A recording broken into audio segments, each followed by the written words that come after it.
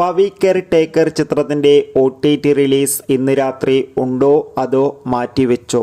Hello നമസ്കാരം, ഏവർക്കും പുതിയൊരിയിലേക്ക് Pavi care taker എന്ന ചിത്രത്തിൻ്റെ ഏറ്റവും പ്രധാനപ്പെട്ട OTT അപ്ഡേഷനാണ് ഇന്നൊരു വീഡിയോ ഭാഗത്ത്.